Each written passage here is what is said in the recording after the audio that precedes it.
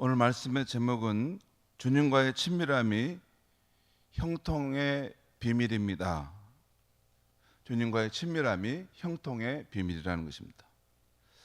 오늘 아침 말씀에는 사울이 이스라엘 왕이 됨을 온 백성이 결정적으로 인정하고 있는 사건이 나옵니다.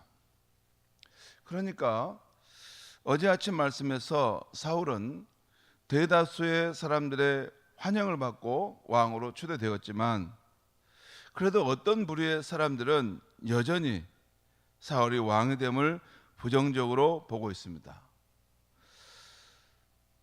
어제 아침에 말씀 이 사무엘상 10장 끝에 보면 이 사람이 어떻게 우리를 구원하겠느냐 하며 멸시하면서 돌아갔다는 표현이 나오고 있어요.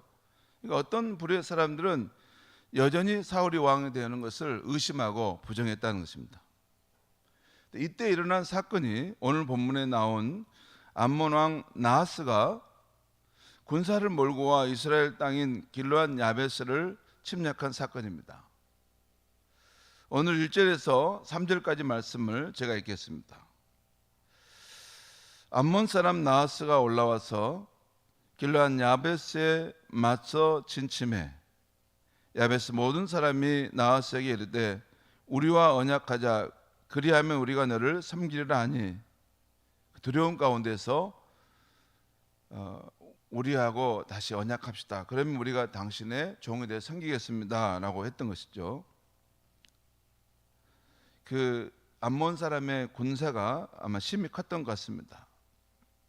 그런데 2절에 보겠습니다. 암몬 사람 나하스가 그들에게 이르되 내가 너희 오른 눈을 다 빼야 너희와 언약하리라. 내가 온 이스라엘 이같이 모욕하리라. 이 오른쪽 눈을 다 남자들의 눈을 뺀다는 것은 그러니까 전쟁에서 힘을 발휘하지 못하도록 한다는 것입니다. 무슨 두려움을 주고자 하는 것도 있는데 눈을 빼면 전쟁에서 이렇게 전투 능력을 상실해 버리죠. 그래서 너희를 다 종으로 삼겠다 그런 이야기입니다. 3절 보겠습니다. 야베스 장로들이 그에게 이르되 암몬 왕 나하스에게 이르되 우리에게 이레 동안 말미를 주어 우리가 이스라엘 온 지역에 전령들을 보내게 하라. 만일 우리를 구원할 자가 없으면 내게 나아가리라 하니라. 오늘 말씀의 그 중심의 흐름을 잘 보면요, 여러분 구원이라는 이 말이 핵심 키워드입니다. 우리를 구원할 자가 있을까? 어디에 있을까? 그리고 여호와께서 우리를 구원하셨다 하는 이야기로 결론이 되고 있어요. 여러분 여기서 이 길르앗 야베스 지역은 성지에 가보면서 알 수 있는데 요단강을 기점으로 이 동쪽 편에 위치하면서 이스라엘의 갓지파와 므낫세 지파가 사는 땅입니다. 그러니까 이 길르앗 야베스는 이 지역은 이스라엘 백성들이 사는 곳입니다. 이스라엘 백성들이 그 암몬 나라의 침입을 받고 있는 것이죠. 자, 이에 야베스 장로들이 자신들의 처지를 온 이스라엘 동족들에게 알려 도움을 요청하는데 그때 이 소식을 들은 사람들이 소리를 높여서 통곡합니다. 그러니까 지금 문제에 직면했는데 이 문제를 해결할 능력이 우리에게 없다는 것이에요. 이 암몬 군사의 위용이 너무 크고 또 거기에 비해서 이스라엘 지파는 이렇게 전혀를 갖추지도 못하고 군사력도 지금 약한 상황이었습니다.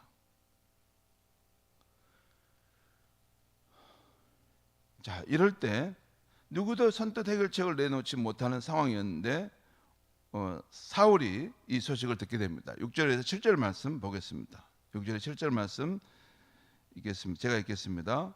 사울이 이 말을 들을 때 하나님의 영에게 크게 감동되매 하나님의 영에 크게 감동되었다는 것입니다. 그의 노가 크게 일어나 여기서 그런 정의의 마음이죠. 정의의 마음. 함부로 하나님의 그런 백성들을 억압하고 또 이렇게 모욕하는 그걸 볼 때 만군의 하나님의 백성을 무시하는가 해서 그 분노가 일어난 것이죠. 자, 7절 말씀 보겠습니다. 한 결의의 소를 잡아 각을 뜨고 전령들의 손으로 그것을 이스라엘 모든 지역에 두루 보내어 이르되 누구든지 나와서 사울과 사무엘을 따르지 아니하면 그의 소들도 이와 같이 하리라 하였더니 여호와의 두려움이 백성에게 임하매 그들이 한 사람 같이 나온지라.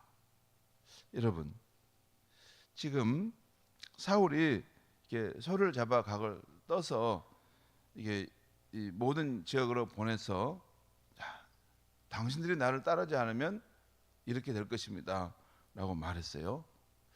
그러면 그렇게 그랬을 때 이스라엘 백성들이 그 따라 나설 수도 있고 따라 나서지 않을 수도 있는 것입니다. 그렇죠?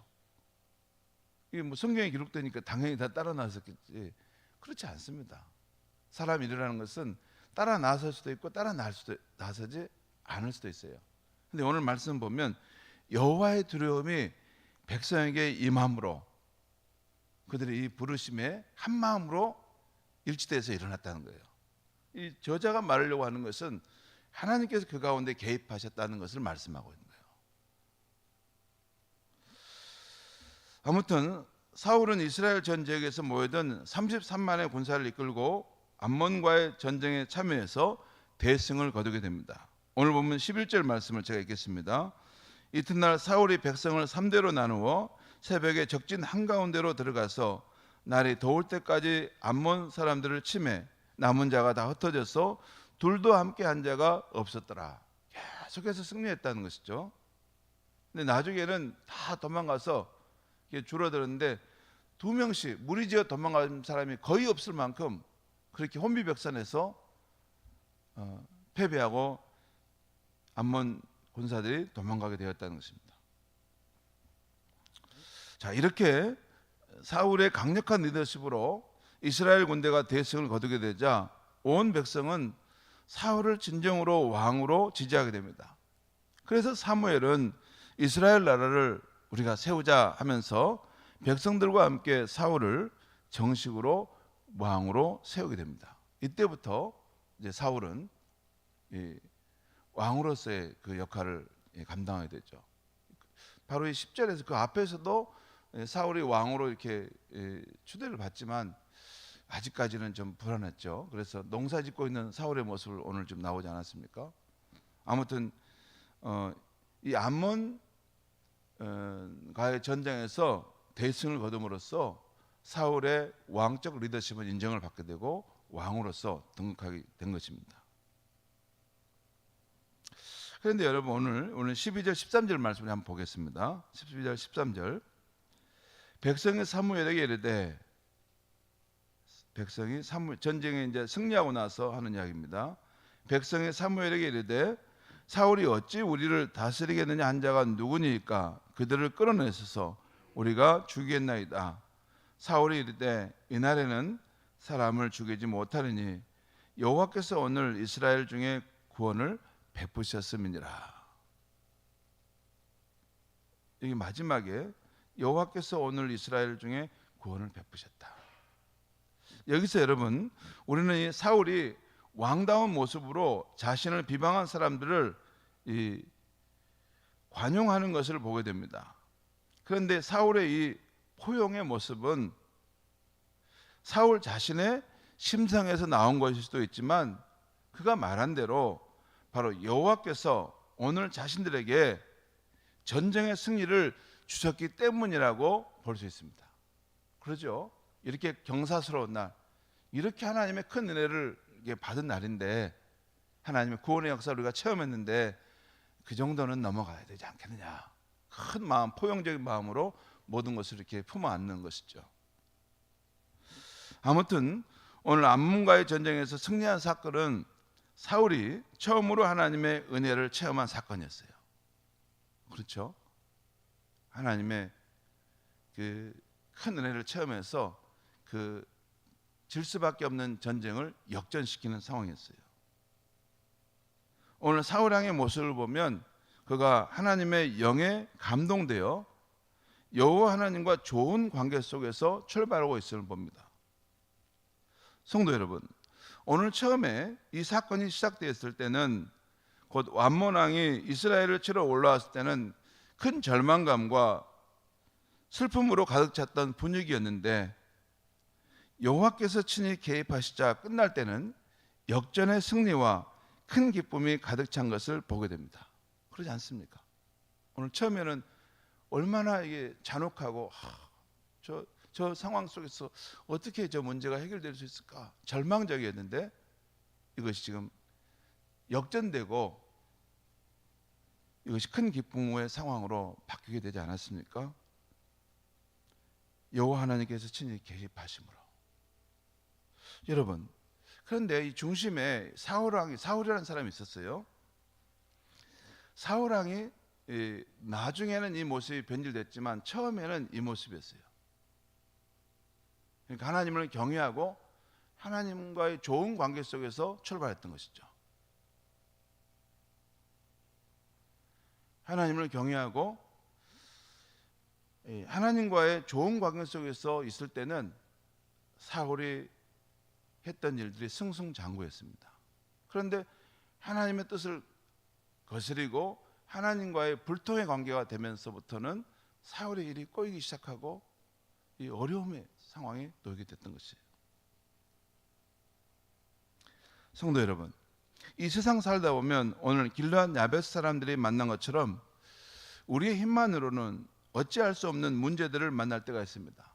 그럴 때는 우리 주 하나님께서 친히 개입해 주셔야 우리의 인생의 문제가 풀릴 수 있습니다. 자녀들의 일도 사업의 일도 잘 되기를 바라는 우리의 문제들도 또한 어떤 어려운 영적인 문제들도 다 그렇습니다. 그럴 때를 위해 제일 중요한 것은 여호와 하나님과 좋은 관계 속에서 주님과 동행하는 삶입니다. 내가 주님 안에 거하고 주님이 내 안에 거하면서 좋은 관계 속에서 동행하느냐, 그것이 형통함의 비결입니다. 여러분, 이게 습관도 관성의 법칙이 있어서 평소에 하나님과 이게 소원하고 멀리 있는 사람이 자기 힘으로 안 되는 어려운 문제가 있을 때 하나님께 나오기가 쉽지 않습니다. 그런데 늘 하나님과 친밀함 속에 있고 또 주와 동행하는 사람은 어떤 문제를 만나든지 그때그때 하나님께 아뢰을 수 있고 또 하나님의 개입하심을 이렇게 받을 수 있는 그런 것이 준비되어 있는 것이죠. 요한복음 15장에서 우리 예수님께서 하신 말씀입니다. 나는 포도나무요 너희는 가지라. 너희가 내 안에 거하고 내 말이 너희 안에 거하면 무엇이든지 원하는 대로 구하라. 그리하면 이루리라. 내가 이것을 너에게 이름은 내 기쁨이 너희 안에 있어 너희 기쁨을 충만하게 하려 하심이라. 진짜입니다. 이 말씀을 이렇게 들으면 우리는 관념적으로 추상적으로 막연하게 생각할 수 있는데 정말 이 예수님이 말씀하신 것, 내 기쁨이 너희 안에 있어 너희 기쁨을 충만하게 한다. 예수님이 주시는 기쁨이 있습니다. 그런 기쁨이 있어요. 세상에서 오는 어떤 기쁨 말고, 세상에서 오는 기쁨은 어떤 그런 눈에 보이는 어떤 것이 오고 가고 있음을 따라서 하지만 주님이 주시는 기쁨은 아무것도 세상에서 기쁨의 요소가 없지만 내 마음에 잔잔한 기쁨이 있어요. 든든함이 있어요. 그것은 너희가 내 안에 거하고 내 말이 너희 안에 거함으로써 너희 삶이 형통하게 된다는 것입니다. 여러분이 요한복음 15장의 이 예수님의 말씀의 이 비밀 속에는 우리 성도의 삶의 형통함은 주님의 말씀이 우리 안에 늘 있고 늘 주의 성령님과 우리가 동행할 때 우리가 형통한 열매들이 나타난다는 것이에요. 그런데 여러분, 첫 번째가 요한복음 15장 찾아가서 한번 꼭 읽어보시면 좋은데 그 표현에 이런 미묘한 차이가 있어요. 주님이 먼저 우리에게 오는 게 아니라, 물론 주님께서 우리 삶에 이렇게 감돌고 계시지만 너희가 먼저 내 안에 거한다는 것이 나와요. 너희가 먼저 내 안에 거한다. 그러니까 우리가 그런 사모하는 마음으로 늘 주님 안에 거하고 주의 말씀을 우리 안에 간직하려고 하고 주의 성령님과 동행하려고 할 때 주님의 임재가 우리 안에 드러난다는 거예요. 그것이 우리가 거룩한 이런 영적인 갈망, 사모함이 우리에게 있어야 한다는 것입니다. 가만히 아무렇게나 그냥 가는데 아무렇게나 생각하고 사는데 그냥 세상적인 일, 남을 이렇게 비판하고 부정적인 일만 생각하고 있는데 주님이 나를 꽉 찬다? 그렇지 않습니다. 그럴 시간이 있으면 오히려 하나님 말씀을 이렇게 깊이 내 마음 새기려고 또 주님의 임재를 생각하면 주님의 뜻이 무엇일까 이런 걸 추구할 때 우리가 주님과 친밀히 동행하게 되고 우리의 삶에 이렇게 막힌 부분도 이렇게 형통케 되는 역사가 나타난다는 것입니다. 오늘도 주님과 친밀히 동행함으로 우리가 무슨 일을 만나든지 이렇게 줄어들고 이게 축소되는 삶 말고 정말 뻗어나가는 평생함으로 나타나는 주님이 주시는 기쁨이 우리 안에서 차고 넘치는 그리스도인다운 위풍당당함과 또 생명력이 넘치는 그런 삶을 살아가는 저와 여러분이 되기를 바랍니다. 기도하겠습니다. 하나님 아버지, 예수님, 주님이 약속하신 것들이 우리 안에 실현되고 실제 이루어지기를 원합니다. 주님이 말씀하신 것처럼 나는 포도나무요 너희는 가지라. 너희가 내 안에 거하면 그리고 내 말이 너희 안에 거하다면 너희의 삶에 형통함이 있을 것이다 라는 그 약속의 말씀, 주님의 기쁨이 우리 안에 차고 넘칠 것이라는 이 약속의 말씀이 우리의 삶 속에 이루어지길 원합니다. 오늘도 어떤 삶의 상황 속에 있든지 우리의 시선은 늘 주의 말씀을 품고 또 주님을 바라보며 걸어가므로 우리가 어떤 상황 속에서도 주님 주시는 기쁨과 사랑의 능력으로 늘 승리하며 또 좋은 열매를 맺는 하루가 되게 하여 주시옵소서. 예수님의 이름으로 기도하옵나이다.